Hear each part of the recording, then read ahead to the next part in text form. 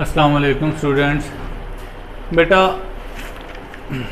अब आप next chapter 15 करेंगे। बीच में 5 चैप्टर्स हैं, उनको मैंने स्किप किया है, उनकी सिर्फ रिव्यू एक्सरसाइज करनी थी।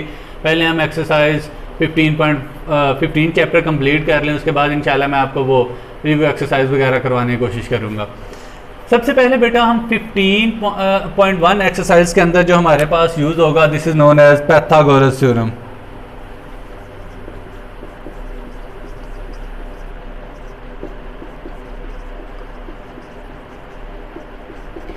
पाइथागोरस बेटा एक साइंटिस्ट का नाम था जिसको हम उर्दू के अंदर मसला फिसागोरस का नाम देते हैं। ये बड़ा ही इम्पोर्टेंट था, इसकी वजह से मैथ के अंदर काफ़ी ज़्यादा रेवोल्यूशन आई। एक्चुअली हुआ क्या कि जो मिस्र के लोग थे, इसकी थोड़ी सी मैं हिस्ट्री आपको एक्सप्लेन करता हूँ। उन्होंने दरियाए नील को मापने के लिए उसकी लेंथ को तो इस तरह मुख्तलिफ प्रोसेस अपनाते थे। उनमें से एक ये था कि उन्होंने एक लंबी सी जंजीर लेके, जिसे हम चेन कह सकते हैं, उसके ज़रिए उसकी मेजरमेंट करने की कोशिश की। और उन साइंटिस्ट से ही एक साइंटिस्ट ने उन लोगों में से ही एक साइंटिस्ट ने बाद में मसला फिसागोरस, जिसे हम पाइथागोरस थ्योरम का नाम देते हैं, इसको इंट्रोड्यूस करवाया। ये एक्चुअली थ्योरम होता क्या है, इसकी हम बेसिक को थोड़ा सा जानने की कोशिश करेंगे। ये रिलेटेड होता है ट्राइंगल से। ट्राइंगल हम ऐसी शेप को कहते हैं जिसकी 3 साइड्स होती हैं, उसके इंटरनल 3 एंगल्स होते हैं, टोटल सम ऑफ एंगल 180 होता है एंड सो ऑन। इसकी 3-4 टाइप्स हैं, जिसमें तीनों साइड्स अगर इक्वल हों, दूसरी कंडीशन में 2 साइड्स इक्वल हों, तीसरी कंडीशन ये होती है कि तीनों साइड्स इक्वल ना हों। इसमें हम आइसोसेलेस, इक्विलेटरल और स्केलियन के नाम से इसको याद करते हैं। चौथी इसकी जो फॉर्म है उसको हम कहते हैं राइट एंगल ट्राइंगल। इसके अंदर तीनों साइड्स में से 3 एंगल्स में से एक एंगल हमेशा 90 डिग्री का आना चाहिए। अब जो 90 डिग्री का नाम है, उसके लिए 3-4 वर्ड यूज होते हैं मैथ के अंदर। इसको हम राइट एंगल भी बोलते हैं। ये तीनों नाम याद रख लीजिएगा। राइट एंगल के बाद हम इसको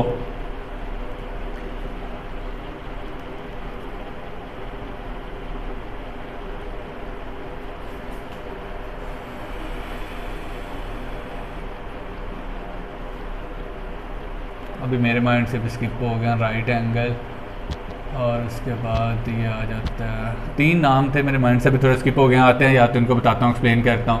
अब राइट एंगल के अंदर एक एंगल हमेशा 90 डिग्री का होगा। इसके अंदर बेटा 3 साइड्स होती हैं। इसको हम हाइपोटेनियस का नाम देते हैं, इस चीज़ को हम बेस का नाम देते हैं, और इसको हम आल्टीट्यूड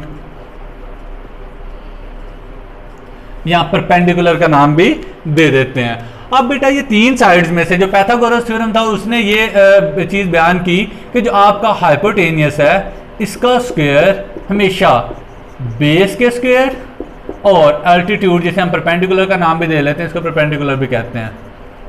मैं मोस्टली परपेंडिकुलर का वर्ड यूज़ करता हूँ। इसको हम परपेंडिकुलर का स्क्वायर और बेस का स्क्वायर लेके जो दोनों अमाउंट्स आएंगे उनका सम लेंगे, तो हाइपोटेनियस की जो अमाउंट है उसका स्क्वायर लेंगे, जो दोनों अमाउंट्स एक दूसरे के इक्वल आनी चाहिए।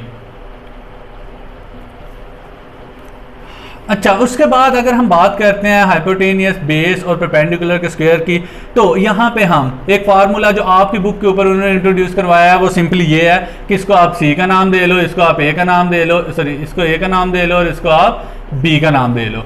इसके अकॉर्डिंग आपके पास आ जाएगा C square is equal to B square plus A square and so on. या फिर इसको लिख सकते हो C square is equal to A square plus B square. तो इस फार्मूले को बेसिकली हम इस एक्सरसाइज के अंदर इस्तेमाल करेंगे। इसमें बेटा सबसे पहला जो क्वेश्चन है, उसके 2 पार्ट्स हैं आपके सिलेबस के अंदर। Question number 1, part number 1 and part number 4।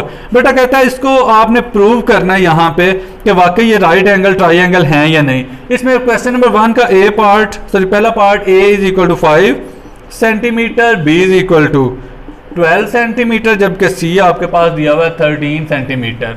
अब आप सिंपली क्या कर सकते हो कि बाय अप्लाइंग